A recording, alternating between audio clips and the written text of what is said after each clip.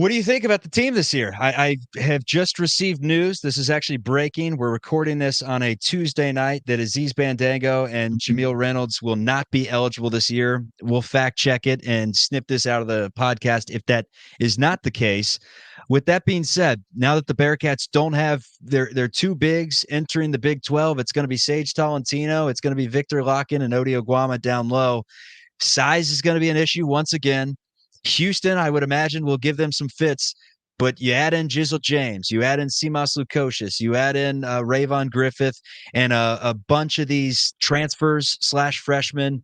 Your overall thoughts on how good this team can be? I think we're pointing to next year, Wes Miller's team really taking off and having potentially like a top 15 talent again. But this year, could they sneak up on some people, or is it going to be a learning curve? Well, I certainly hope there are still appeals if that news that you shared is in fact the case and Aziz and Jameel are not eligible. That's a big factor. Now, we saw with North Carolina football that there were, legal issues and lawyers got involved and eventually their wide receiver got to play. Maybe something like that can happen with UC's big guys. Watching Aziz practice, he's a pro. I have never seen a better finisher on alley-oops than Aziz Bandaogo.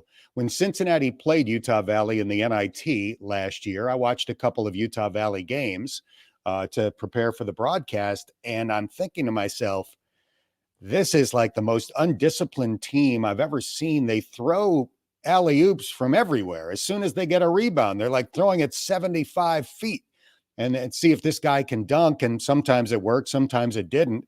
And as a person just watching those games, I'm thinking, this is crazy. What are they doing? Well, now I know what they were doing. I mean, Aziz Bandaogo is unbelievably gifted at catching and finishing alley-oops from anywhere because he can get his hand to the top of the backboard.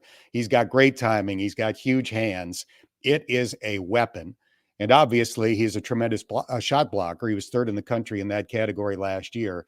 So if they had him, just him, even if Jameel weren't eligible, I think they have a chance to be really good. If they get them both, I'm pretty confident they'll be really good. If they don't have either, I think they're still going to be solid and entertaining.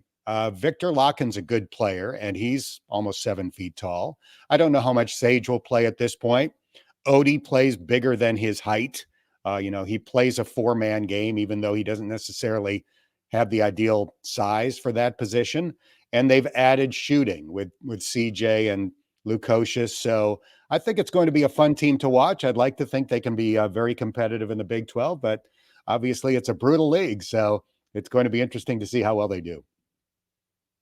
Yeah, and with Aziz specifically, because we all watched that game and we were watching, Utah Valley, and I'm going, who is this guy? He looks like he's playing for the LA Clippers, and he's playing at Utah Valley. Do you have any, insight as far as, because I was thinking the same thing. I was like, we need to get this guy on our team, and how Wes recruited Aziz specifically. Obviously, he had entered the portal, and then, Wes went after him there. Is there any story behind how he kind of came to find Aziz in the portal?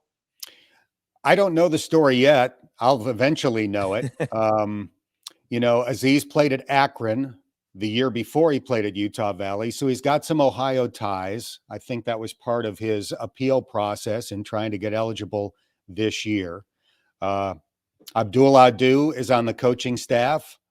I think those two have hit it off based on the practices that I've seen.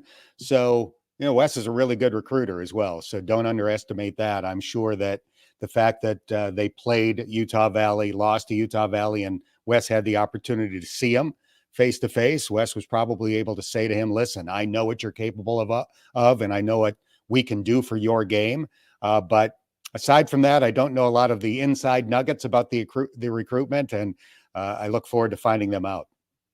I would imagine that it was kind of like the situation where I think it was John Brannon and Raplis Ivanauskas. After the game, he just kind of went up to him in the handshake line and said, hey, bud, you ever decide to transfer? Cincinnati could be home for you because there's no doubt about it. It'll be a nice fit.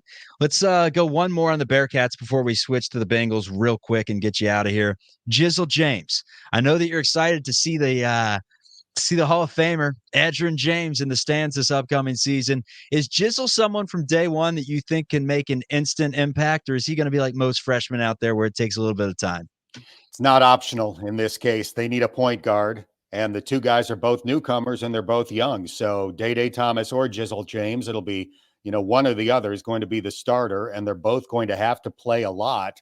They're both interesting players. Day is incredibly explosive.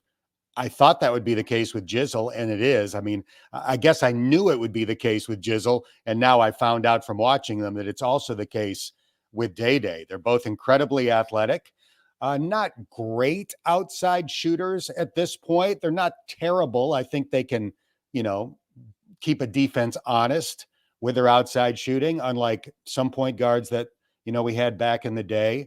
But I don't think either guy is going to be confused for Steph Curry. But they're both great penetrators. They both have incredible athleticism. I think they'll be good defenders over the course of time. It usually takes freshmen a little while to develop on that end of the court, but they're both going to play a lot. So we're going to see them right off the bat.